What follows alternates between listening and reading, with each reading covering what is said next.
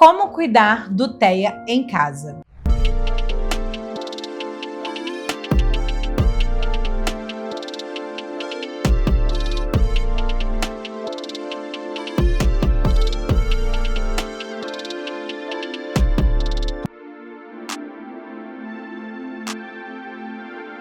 Olá, visionária! Seja muito bem-vinda no nosso Visão de Mulher. Eu sou Francine Lira, mãe atípica, e hoje nós vamos falar de como cuidar do TEA em casa. Pessoal, muitas mães, pais cuidam e são terapeutas dos seus filhos em casa. Ter um profissional é muito importante. Eu tenho, meus filhos sempre tiveram, e assim, eles fazem muita diferença. Mas, como eu já falei em outros vídeos, eu tenho plena consciência de como é difícil você ter um tratamento hoje específico do TEA. Você depender de um SUS ou de um plano de saúde. Eu mesmo sofro com plano de saúde, de não aceitar as terapias do meu filho. Aí ou você tem que entrar com uma liminar, ou o que você vai fazer? Pagar com seus recursos próprios. Mas eu entendo que a grande maioria não consegue fazer isso. Então, eu já fiz, independente de ter terapeutas, eu já fiz isso com meu filho. É possível sim você ser uma mãe terapeuta ou um pai terapeuta. Nós, hoje, a internet, ela facilita muito a nossa vida.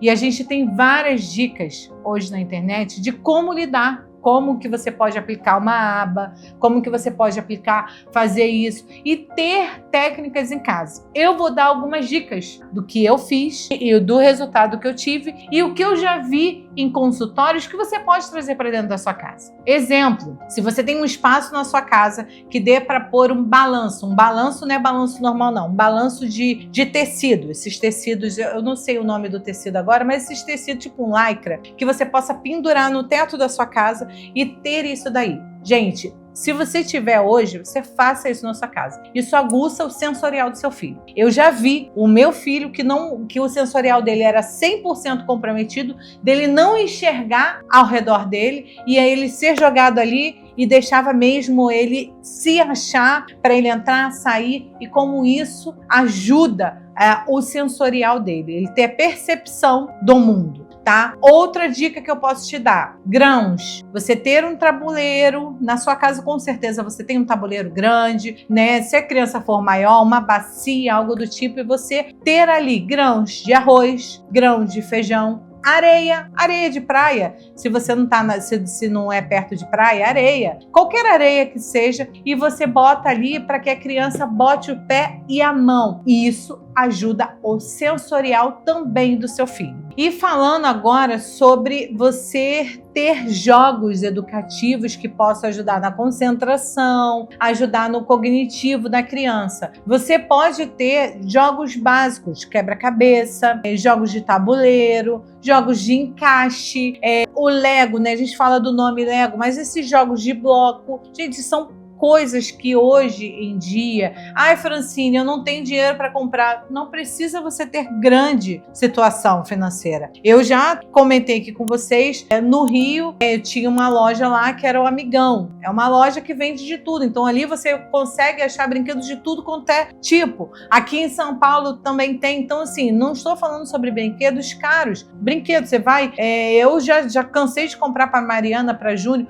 É um saco. Você compra, vem até nos sacos, várias coisinhas de bloco, e você vai lá incentivar a criatividade do seu filho. De um bloco, vamos criar uma casa, vamos fazer uma casa. De jogos quebra-cabeça você também consegue hoje comprar com preço acessível. Não precisa ser o melhor quebra-cabeça, pode ser o de papel mesmo. São coisas que você vai fazer, que você vai estimular. Jogo de memória, ou de ali, você pode fazer, desenha ou imprime 4 imagens, e aí você tem as imagens para que eles possam assimilar. Então, assim, são pequenas dicas que eu estou dando para vocês de coisa que nós podemos aplicar. Se seu filho passa hoje por uma terapia, fica um dia, pede para entrar e ver o que a terapeuta faz. Ela é profissional, ela vai lidar da melhor maneira. Mas se a gente não tem condições hoje de pagar um profissional, eu vou fazer o quê? Deixar o meu filho sem? Não, eu vou cuidar do meu filho em casa. Então assim, eu vejo várias mães, gente, não é uma, não são duas, são várias mães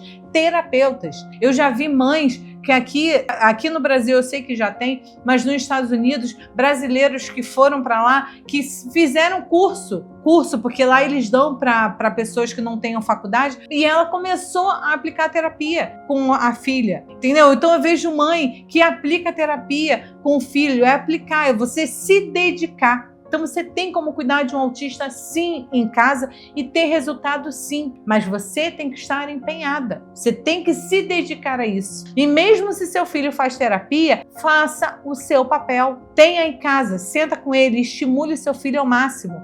Faça com que o cognitivo dele venha, o sensorial dele venha. Então assim, eu te dei algumas dicas dentro desse vídeo do que eu já fiz com meu filho, do que eu já vi fazendo com meu filho e que funcionou. A Mariana é a mesma coisa, é você parar, ter aquele tempo de concentração, ter aquele tempo com a criança, trazer a criança para se organizar, você trabalhar com rotina na sua casa, rotinas visíveis, escova de dente, toalha, coisa assim que você vai ter que trabalhar. Você, como tem uma criança autista em casa, com outro tipo de transtorno, você tem que ter uma casa organizada, as suas rotinas organizadas e você trazer essa clareza para os seus filhos e começar a desenvolver e botar ele, fazer com que ele participe de tudo isso. Tá? Então, é possível sim você tratar um autista dentro da sua casa. Se você hoje não tem condições de ter um terapeuta, não deixe o seu filho sem tratamento. Faça você, tá? Espero que vocês tenham gostado dessas dicas aí de como tratar um autista em casa, tá?